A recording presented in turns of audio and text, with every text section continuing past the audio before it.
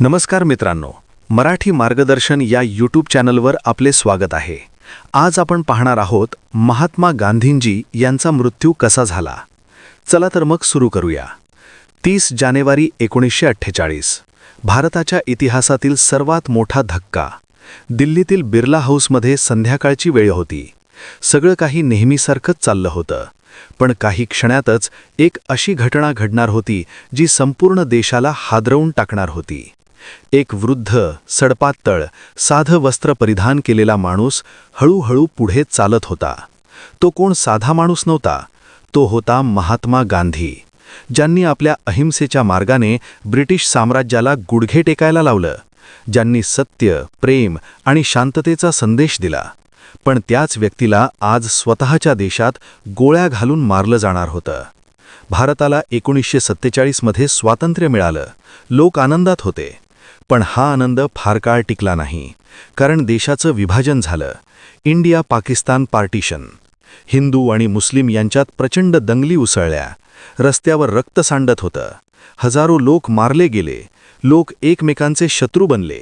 या सगळ्या हिंसाचारामुळे गांधीजी खूप व्यथित झाले. त्यांना हे सर्व थांबवायचं होतं. ते उपोषणाला बसले. ते म्हणाले की हिंसा थांबली नाही तर ते अन्न ग्रहण करणार नाहीत. त्यांचा प्रभाव इतका होता की लोक शांत होऊ लागले. पण प्रत्येकाला गांधीजींची ही भूमिका आवडली नाही.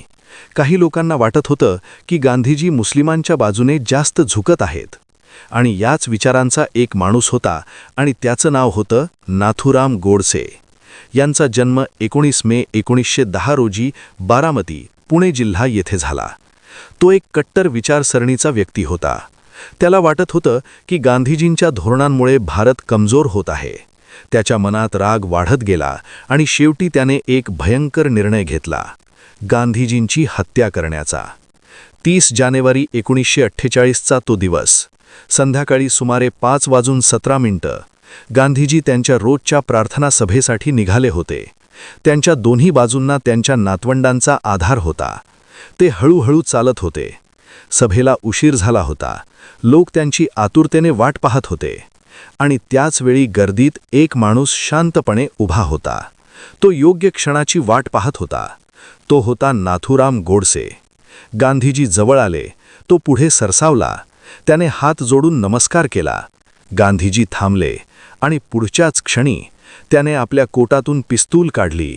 कोणालाही काही समजण्याआधीच धाड धाड धाड 3 गोळा सलग गांधीजींच्या छातीत झाडल्या गेल्या. तो क्षण जणू काळ थांबला. गांधीजी जमिनीवर कोसळले. लोक घाबरले. काहींनी किंचाळायला सुरुवात केली. संपूर्ण परिसरात गोंधळ उडाला. आणि असं म्हटलं जातं की गांधीजींच्या ओठांवर शेवटचे शब्द होते, हे राम. त्या क्षणी भारताने केवळ एक नेता गमावला नाही, तर एक विचार गमावला. अहिंसेचा, शांततेचा, प्रेमाचा विचार. नाथूराम गोडसेला तिथेच पकडण्यात आलं.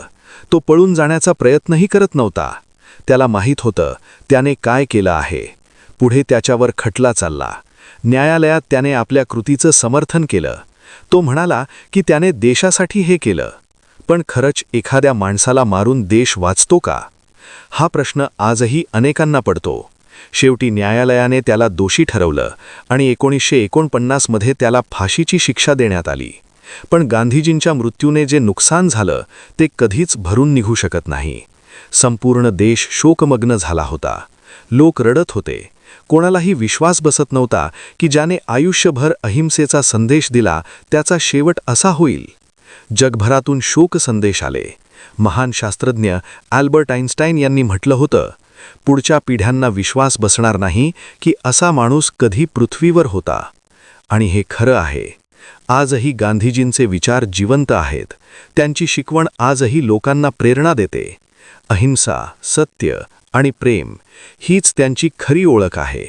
आणि कदाचित म्हणूनच त्यांना महात्मा म्हटलं जातं. पण या सगळ्यातून आपण काय शिकलो? द्वेषाने कधीच काही साध्य होत नाही. हिंसा फक्त विनाश करते. आणि शेवटी विचार कधी मरत नाहीत. माणूस मरतो, पण त्याचे विचार कायम जिवंत राहतात. आजही जेव्हा आपण शांततेबद्दल बोलतो तेव्हा सर्वात आधी आठवणी येते ती म्हणजे महात्मा गांधी. तर तुम्हाला काय वाटतं?